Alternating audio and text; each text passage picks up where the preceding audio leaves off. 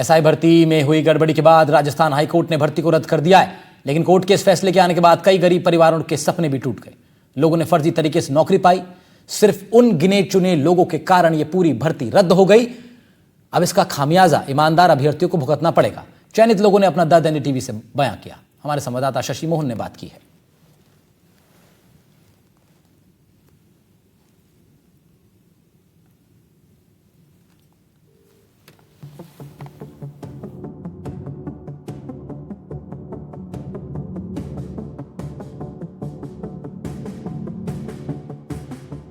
SI भर्ती रद्द हुई तो हजारों को सुकून तो मिला, लेकिन उनका क्या जिन्होंने पढ़ाई में अपने दिन तो दिन, अपनी रातें तक गुजार दी।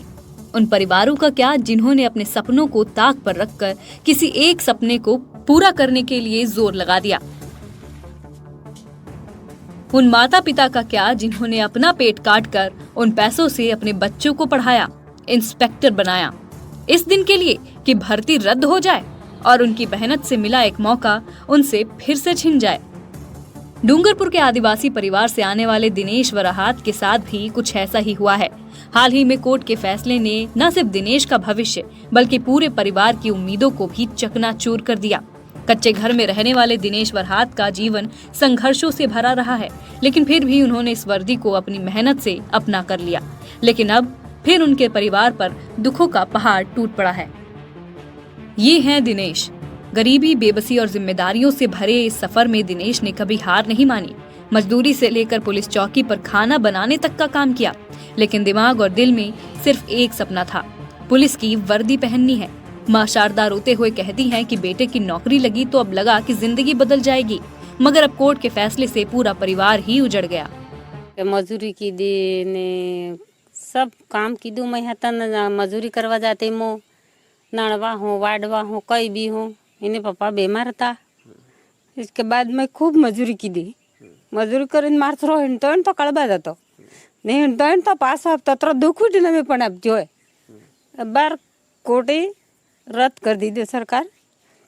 तो हमारा हो करबो, हमार तो मरवान दाड़ा आ जाएगा। मैं कौन जो हमारे सोरे वहाँ भी कौन पढ़ावे ये बार हमारे पढ़ातो तो पढ़ातो हमें मजदूरी करें की दो सब।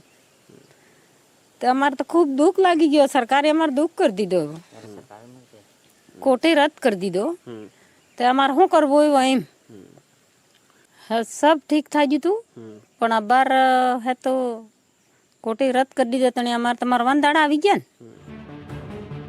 भाई जितेश ने बताया कि भाई सबसे बड़ा है, खूब मेहनत भी करता था। उसकी नौकरी लगी तो उसने भी पढ़ाई छोड़ दी थी और ड्राइविंग करने लगा था, लेकिन भाई ने ही उसे वापस पढ़ाई के लिए तैयार किया था। निचले स्तर की है, लेकिन अब हमें लगा था मेरे भाई को ऐसा ही बनने के बाद कि हाँ जो स्थिति है हमारी थोड़ी सुधरेगी। हम 5 भाई बहन हैं जो आने वाले समय में हम अच्छी पढ़ाई कर पाएंगे। लेकिन हमारे घर पर अब जो खतरा मंडरा रहा है, जो मेरे भाई के नौकरी पर खतरा है, जो मेरा भाई ही नहीं बल्कि जो जितने एसआई बने थे इनमें से जो ईमानदार थे उनके जीवन पर ये खतरा है।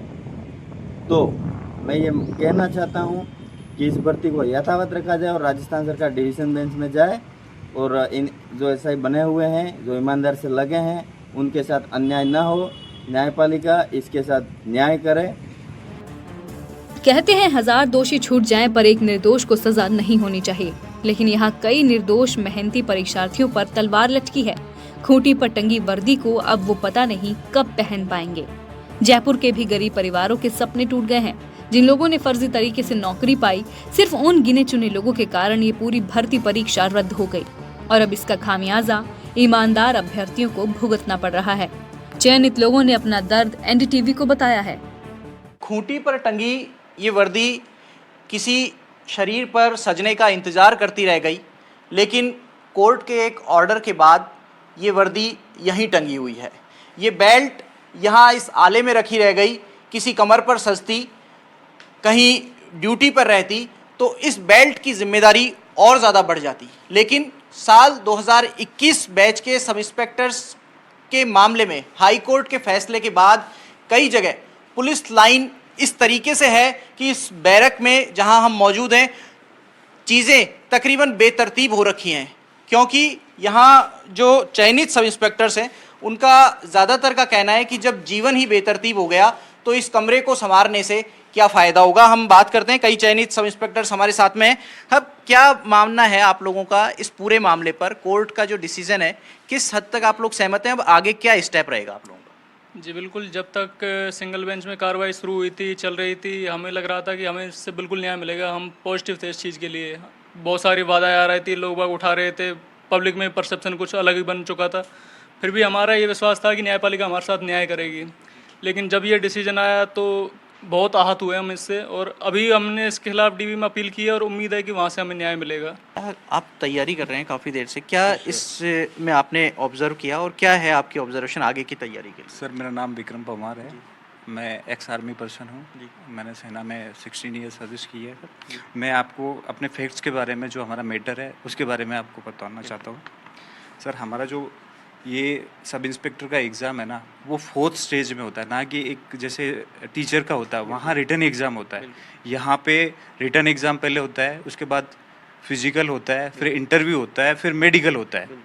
तो रिटन एग्ज़ाम आरपीएससी ने कंडक्ट करवाया, उसके बाद में फिजिकल हमारे पुलिस डिपार्टमेंट ने कंडक्ट करवाया था, उसके बाद इंटरव्यू वापस आरपीएससी ने करवाया, लेकिन उसमें आईपीएस अधिकारी, मैं कहना चाहूँगा जो वीके सिंह जी है एसओजी हेड, वो हमारे इंटरव्यू पैनल के मेंबर थे। मतलब तो मतलब नेचुरल जस्टिस क्या बोलता है कि अगर आप किसी चीज़ में इन्वॉल्व हो, किसी एग्ज़ाम प्रोसेस के अंदर इन्वॉल्व हो, तो आप ही अगर उसमें आके मीडिया में स्टेटमेंट देते हो और उस पर आपके इंटरव्यू पे एलिगेशन लग रहे हैं, तो वीके सिंह साहब को भी इस्तीफा देना चाहिए अपने पद से, जैसे मंजू शर्मा मैम ने दिया है, क्योंकि वो इंटरव्यू पैनल में मेंबर आपके इंटरव्यू पैनल में वीके सिंह जी थे? मेरे में नहीं, जो मेरे साथी है उनके में।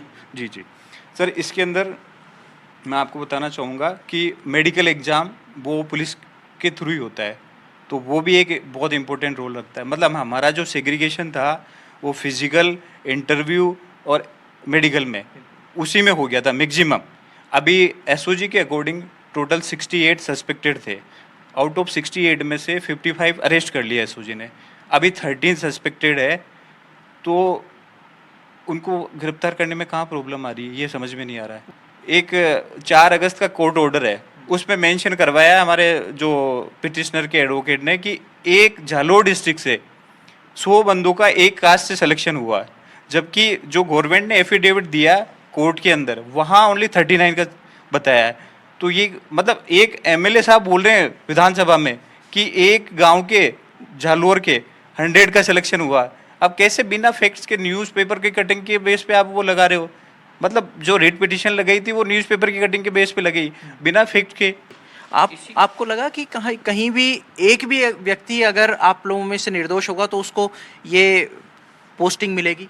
बिल्कुल साहब, बिल्कुल निर्दोष है, उसको पोस्टिंग मिलनी चाहिए। वो सर ने जो एक बात बोली उसमें मैं एक चीज़ ऐड करना चाहूँगा। ये वही एफिडेविट है, उसके अंदर समग्र विश्लेषण के अंदर गवर्नमेंट ने ये चीज़ लिखी है। देखिए, हमारी जांच एजेंसी इस उचित व अनुचित के अंतर को स्पष्ट करने के कार्य में पूर्ण रूप से सक्षम है। ये गवर्नमेंट लिख रही है, ये हम नहीं बोल रहे। और वीके सिंह साहब मीडिया के सामने आके क्या बोल रहे हैं कि मैं इस चीज़ में सक्षम नहीं हूँ। अब मतलब एक ही ये बात है, अब पता नहीं वो कहाँ झूठ बोल रहे हैं, या तो कोर्ट में झूठ बोल रहे हैं या मीडिया के सामने झूठ बोल रहे हैं। ये तो फिर कोई जो उनको सुन रहा है, देख रहा है, उनके विवेक पे निर्भर करता है ना, वो सोचें।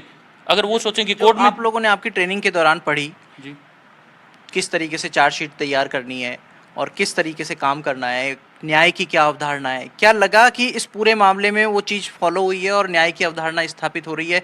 अगर आप लोगों को दोषी माना है तो आप लोगों के खिलाफ पर्याप्त सबूत दिए गए? सर, जैसे जिन लोगों को दोषी मानना है उनके खिलाफ सबूत उन्होंने जुटाए हैं, और यही तो प्रक्रिया है जिसके तहत ये निर्धारित किया गया है कि दोषी और निर्दोषों को अलग अलग किया जा सकता है। और रही न्याय की बात में जैसे अपने को पता है कि अब इस डिसीजन से हम संतुष्ट नहीं है तो हम अपील कर सकते हैं, और जो कि हम अपील कर रहे हैं, हमारी याचिका दायर हो चुकी है। तो सर वो चीज़ें एक लंबी प्रोसेस है, उसी चीज़ का पार्ट है, और वो मुझे लगता है कि वो सही से हो रही है। और क्या उम्मीद है आपको न्यायपालिका से? अब डिविजनल बेंच में जा रहे हैं तो यही उम्मीद है कि सच्चाई का, निर्दोषों के साथ न्याय हो, सही लोग हैं उनके साथ सही होना चाहिए, बस यही है। जो गलत हैं उनको, उनके साथ आप कुछ भी करो, उनको फांसी दो, क्या भी करो। मैं बोल रहा हूँ मैं ईमानदार हूँ, मैंने ईमानदारी से ये जॉब हासिल की है, मुझे ये जॉब चाहिए बस। तो ईमानदारी से मेहनत करने वाले इस जॉब के लिए दिन रात एक करने वाले, 5-5 साल से लगातार किताबों में आंखें झोंककर आंखें कमज़ोर करने वाले, रातें काली करने वाले ये चयनित सब इंस्पेक्टर सरकार से गुहार लगा रहे हैं कि उनकी बात सुननी चाहिए। उनका कहना है कि जो न्याय का सिद्धांत है, जो दोषी है उसको हटाएं, उसके खिलाफ सबूत जुटाएं, लेकिन जो निर्दोष है उसके खिलाफ कार्रवाई नहीं होनी चाहिए, उनको पोस्टिंग मिलनी चाहिए। परीक्षा का निरस्त होना उन चयनित अभ्यर्थियों के लिए अभिशाप बन गया जिन्होंने तिल तिल मेहनत कर इस पद को कमाया था। ऐसे में सवाल ये उठता है कि सेग्रीगेशन नहीं हो पाएगा। इतना सा कहकर जिम्मेदार लोगों का पीछे हट जाना कहां तक सही है। जयपुर से शशि मोहन, डूंगरपुर से परवेश जैन की खास रिपोर्ट।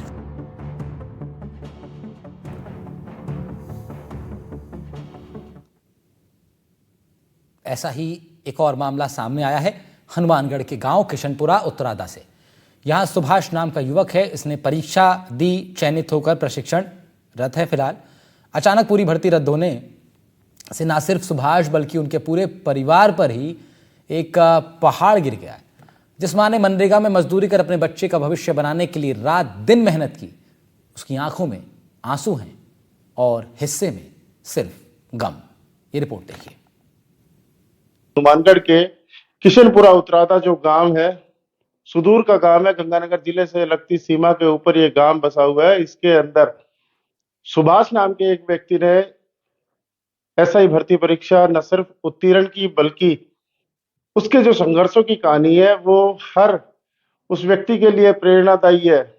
2012 में अपने पिता के गायब होने के बाद से लगातार खुद मजदूरी कर न सिर्फ खुद को कामयाब किया बल्कि मनरेगा में मजदूर अपनी माता के संघर्षों को भी उन्होंने सलामी दी। एक छोटा सा कमरा बना हुआ है और इसके अंदर देखिए किस तरह से बिल्कुल बेहद जो घर में रहने के लिए जो बिल्कुल जरूरी चीजें हैं, सिर्फ वो ही चीजें इस कमरे के अंदर मैसर है। इसके अलावा जो सुभाष इनके परिवार के अंदर इनकी माता और सुभाष के अलावा एक छोटा भाई और 2 शादीशुदा बहनें हैं जिनकी शादी के बाद अपने ससुराल में गुजर बसर कर रही है। लेकिन बड़ा जो दंश भोगा है ऐसे लोगों ने भोगा है जिन्होंने धरातल पर संघर्ष करने के बाद में इस परीक्षा में सफल होने के बाद में परिवार को एक उम्मीद जगी थी कि शायद अब जीवन को सुधर जाए। मेरे साथ अभी सुभाष की मासी मौजूद है, इनसे बात करते हैं।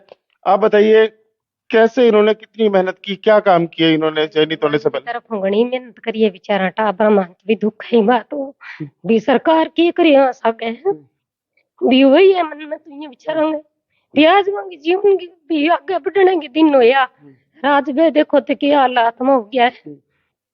तो अभी वह माता जी के काम करे की कौन करे जी वही दिहाड़ी वालों करे वा टाबर वो एक और है दुकान भी पढ़ानो भी चलो यहाँ करियो 1 लाख गयो चलो भी वो भी पढ़ लेवे तो अब क्या करो। निश्चित तौर पर जो परिजन है उनकी आंखों से आंसू नहीं रुक रहे हैं जब से उच्च न्यायालय के निर्णय है कि भर्ती परीक्षा रद्द कर दी गई है। भर्ती परीक्षा निरस्त होने के बाद में न सिर्फ मौसी बल्कि जो गांव में बचपन से साथ रहे हैं, संगी साथी है, पड़ोसी हैं, उनको भी बेहद दुखद है। इनसे बात करते हैं। आप बताइए क्या संघर्ष था, सुभाष ने किस तरह से मेहनत की, क्या उनका जीवन था, किस तरह से उन्होंने ये सफलता पाई थी? देखो जी, सुभाष के पिताजी 2012 में गुमशुदा हो गए थे। सुभाष की माताजी ने अपने 2 बेटियों की बड़ी मुश्किल से बड़ी तंग हाली में उनकी परवरिश की, उनको पढ़ाया। यहाँ हमारे गांव के सरकारी स्कूल में सुभाष पढ़ा, बहुत होनहार था। दिन में स्कूल जाता, शाम को दिहाड़ी मजदूरी करता और अभी लास्ट तक वो 3000 रुपये मासिक किराना की दुकान पे सादुल शहर में काम करता था। इन्होंने बहुत ही मुश्किल से गुजर बसर करके अपनी 2 बहनों की शादी भी की। हमारे सामने ये दिहाड़ी मजदूरी करता था, रोज की 200-250 रुपये। आप देख रहे हो ये मकान है सुभाष का, ये जो शेड बना हुआ है ये भी सरकारी स्कीम से बना हुआ है। वहाँ पर जो शौचालय है सरकारी स्कीम से बना हुआ है। ये जो कमरा आप देख रहे हो वो भी सरकारी स्कीम से ही बना है, क्योंकि जब 4 भाई बहनें हो, पिता का साया नहीं हो तो बहुत मुश्किल होती है। और सुभाष ने अपनी कड़ी मेहनत करके 292 रैंक हासिल की थी। आप बताइए क्या लगता है आपके सुभाष जी? बहुत होनहार है और बचपन से हमने उनसे बहुत कुछ सीखा है और आज भी हम उनसे सीख रहे हैं। उन्होंने जब 2 साल पहले या 3 साल पहले गए थे तो तभी से वो बोल रहे थे कि आप अगर तैयारी करोगे तो मैं आपकी मैं आपके साथ खड़ा हूँ। और उन्होंने हमेशा ही हमें सहायता देने का बोला था कि हम आपके सहायता साथ खड़े रहेंगे। और इतना होनहार बच्चा होने के बावजूद भी आज उनके साथ ये अच्छा नहीं हो रहा है। पिछले इतने समय से पिछली भर्ती के अंदर भी वो सिलेक्ट हो चुके, मतलब उनका हो चुका था सब कुछ, लेकिन मेडिकल के लिए उनको नहीं बुलाया था, कोई कारणवश उनको बाहर कर दिया गया था, फाइनल कट ऑफ क्लियर नहीं हुए थे। बट अभी सब अच्छा चल रहा था और उन्होंने लगातार प्रयास करते रहे, वो कभी भी उन्होंने हार नहीं मानी कि मैं आगे बढ़ता रहूंगा, नहीं मैं कर लूंगा। और ऐसी परिस्थितियों में जहाँ पर मजदूरी कर रहे हैं हम और इतनी मुश्किलों से हम आगे बढ़ने की कोशिश कर रहे हैं, सभी कहते हैं कि अभी जो हमारे प्रधानमंत्री जी हैं, चाहे मुख्यमंत्री जी हैं, सभी कह रहे हैं कि अभी वो समय नहीं रहा कि जब राजा का बेटा राजा रहेगा, रंग का बेटा भी अभी राजा बन सकता है। तो हम तो कोई राजा भी नहीं बनना चाहते। हम चाहते हैं कि हमें हमारा जो अधिकार है वो हमें मिले। हम आगे बढ़ना चाहते हैं और हमने कोई ऐसी थोड़ी है, हम बीपीएल परिवार से बिलोंग करते हैं भले ही, पर हमने फिर भी अभी तक हमें कोई ऐसे नहीं कि रिजर्वेशन मिल रहा है, आरक्षण मिल रहा है, लेकिन फिर भी हम वो कट ऑफ क्लियर कर रहे हैं, लगातार पढ़ाई कर रहे हैं, दिन रात पढ़ाई कर रहे हैं। कोई वो नहीं है कि हमने कोई फर्जीवाड़ा की है कहीं पर भी, तो हमें ये क्यों झेलना पड़ रहा है। तो हमारी यही न्यायालय से, उच्च न्यायालय से जो भी है, और यही गुजारिश रहेगी कि आगे जो सुनवाई हो उसमें हमें राहत मिले। तो निश्चित तौर पर जो मेहनत करके जो आदमी अपनी सफलता के नए कीर्तिमान स्थापित कर चुका है, न सिर्फ अपने गांव में बल्कि परिवार और कुनबे को कामयाब करने के जज्बे के साथ में जो नौकरी करना चाहता था, ऐसे चयनित अभ्यर्थी, ऐसे व्यक्ति के लिए, ऐसे परिवार के लिए ये भर्ती परीक्षा निरस्त होना कहीं ना कहीं एक बहुत बड़ा झटका, एक बहुत बड़ा सदमा बनकर सामने आई है। अब देखने वाली बात ये होगी कि आगे जो डबल बेंच और आगे की जो उच्च न्यायालय की राज्य सरकार की अपील है, उसके बाद में क्या कुछ निर्णय हो पाता है। क्या ऐसे अभ्यर्थी जो गुदड़ी के लाल अपनी मेहनत से मजदूरी करके अपने को कामयाब की एक शिखर पर पहुंचाया, ऐसे व्यक्तियों को कुछ लाभ मिल पाएगा या ये भर्ती परीक्षा अंततः निरस्त हो जाएगी। एनडीटीवी के लिए मनीष शर्मा, हनुमानगढ़। भर्ती परीक्षाओं के रद्द होने के बाद कई ऐसे अभ्यर्थी भी परेशान हैं जिन्होंने सामाजिक ताने बाने और आर्थिक तंगी से जूझते हुए पूरी ईमानदारी से यह मुकाम हासिल किया था। इसी में एक मार्मिक कहानी बांसवाड़ा के कुशलगढ़ कस्बे की जेबा मिर्जा की है। बचपन से पढ़ाई में होशियार और हर क्लास में टॉप करने वाली जेबा कड़ी मेहनत और लगन से एसआई भर्ती में चयनित हुई। जेबा इससे पहले भी राज्य के राज्यपाल कलराज मिश्र से गोविंद गुरु विश्वविद्यालय में गोल्ड मेडल हासिल कर चुकी हैं। राज्य के पूर्व राज्यपाल रहे कलराज मिश्र। इसके अलावा तृतीय श्रेणी शिक्षक भर्ती और पटवारी भर्ती में भी चयन हुआ उनका, लेकिन जेबा ने एसआई बनना चुना। मेहनत की, ईमानदारी से परीक्षा पास की, लेकिन अब बेईमानी का धब्बा लग जाएगा उन पर। तो सपने जिनके लिए दिन रात मेहनत की वो टूटते नजर आ रहे हैं और ये उनके लिए बहुत दुखद है। जो कोर्ट ने इसको रद्द की है भर्ती को, उसको लेकर आप क्या कहना चाहेंगे? सर, कहने को तो कुछ बाकी रहा नहीं है, जैसा इन्होंने हमारे साथ किया है। सर, बस कुछ तथ्यों से आपको अवगत कराना चाहूँगी। सर, आप देख सकते हैं कि ये तथ्य सर एसओजी द्वारा ही हाईकोर्ट में दाखिल किए गए थे, जिसमें साफ लिखा है कि अभ्यर्थी जिनके विरुद्ध कोई प्रमाण नहीं है, जिसमें कुल अभ्यर्थी 838 आप देख सकते हैं, और जिनके खिलाफ कोई प्रमाण नहीं, वो ऐसे अभ्यर्थी 785 अभ्यर्थी ऐसे जिनके खिलाफ कोई प्रमाण नहीं है। उसके साथ ही सर और तथ्यों की ओर आपको अवगत कराना चाहूँगी। सर, इसमें साफ साफ लिखा है कि प्रमुख गिरफ्तारियां की जा चुकी हैं। उसी के साथ सर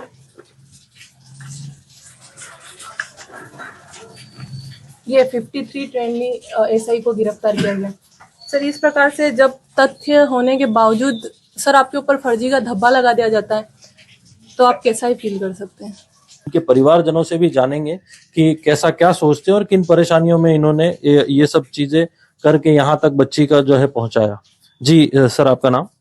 मेरा नाम मुबीन मिर्जा, कुशलगढ़ से हूँ। मैं जेबा मिर्जा जो एसआईपी रही है उसके पिताजी हूँ। और मैं अपनी क्या वेदना बताऊं, मैंने अपना सब कुछ अपनी बेटी के लिए दांव पे लगा दिया। यानी कि मेरी 2 लड़कियां थी और मैं राजीव गांधी पाठशाला में पैरा टीचर था। 1200 रुपए की तनख्वाह के अंदर मैंने इन बच्चों को पढ़ाया। और ये बेटी बचाओ बेटी पढ़ाओ अभियान, इससे मैं मोटिवेट होकर और मैंने सोचा बच्चों के लिए कुछ है, इसलिए मैंने बहुत ज्यादा इनके लिए सेक्रीफाइस किया। और मैंने खुद फटेहाल रहा। मेरी वाइफ भी कपड़े त्योहार पे सिलाती थी, उसके अलावा कपड़े सिलाने के भी पैसे नहीं हुआ करते थे। लेकिन बच्चियों को पढ़ाना ये मेरा एक उद्देश्य था। और इस राजस्थान के दक्षिण भाग के सुदूर एरिया में मैंने मेरी बच्चियों को पढ़ाया और पढ़ा के और अपनी ईमानदारी से, मेहनत से, लगन से उस बच्ची ने जो है ये मुकाम हासिल किया। एएसआई भर्ती 2021 को माननीय न्यायाधीश द्वारा, एकल पीठ द्वारा रद्द कर दिया गया। मेरा इसमें यह कहना है कि वीके सिंह जी द्वारा जब जांच की गई, जब भजनलाल सरकार बनी और एसआईटी का गठन हुआ, तो वीके सिंह जो हेड थे उनको ये काम दिया गया था कि आप जो है इसमें जितने भी पेपर चोर हैं, पेपर माफिया हैं, उनको पकड़ो और उनको सजा दो। लेकिन अभी मैंने एक छोटा सा क्लिप देखा था वीके सिंह जी का, उन्होंने कहा कि ये 5 साल पुरानी भर्ती हो गई और मुझे एक एक कैंडिडेट को छांटना और ये करने में मैं असमर्थ रहा। तो जब आप असमर्थ हो तो आप ये सिफारिश कैसे कर सकते हो कि आप भर्ती रद्द कर दो? जी, एक आपके समुदाय में विशेषकर बेटी को इस मुकाम तक ले जाने में बहुत सारे परिस्थितियां और परेशानियों को झेलना पड़ता है। आप बताएं आपने किस तरह की संघर्ष किया है? सर, पहले पैसे नहीं होते थे पढ़ाने के लिए और उनको पढ़ाना, भले हमने मुसीबत देखी पर बच्चों को पढ़ाया, 2 ही बेटियों को काबिल बनाया हमने। समाज लेवल पे भी बहुत सारी आपकी जो है प्रतिबंध होते हैं, बावजूद आपने काफी मेहनत करी और यहाँ तक पहुंचाए। क्या कहना चाहेंगे आप सरकार को? हम यही कहना चाहते हैं कि बच्चों को पढ़ा के अगर ये नतीजा मिलता है तो फिर बच्चों को पढ़ाना बेकार है। अगर सरकार ये नतीजा देती इतनी मेहनत के बाद बच्चों को, तो फिर पढ़ाना बेकार है। क्या भर्ती वापस वो होनी चाहिए, इसको लेकर आप कुछ कहेंगे? बिल्कुल होनी चाहिए। हमारे बच्चे ईमानदार है सर, हमारे बच्चे थोड़ी फर्जी है, हम कैसे चुप बैठेंगे। ये थी जेबा मिर्जा की माताजी, जिन्होंने बताया कि इनके बच्चों का कोई कसूर नहीं है, जो ईमानदार हैं। भर्ती में जिस वजह से रद्द हुई है वो सबके सामने है। जांच एजेंसी अपनी भूमिका ठीक से नहीं निभा पाई, या कह लो कि जो पेपर माफिया थे उनकी जो है करतूत, उसका जो है खामियाजा निर्दोष लोग भुगत रहे हैं, जो कि पूरी तरह गलत है। निखिलेश सोनी, एनडीटीवी, बांसवाड़ा।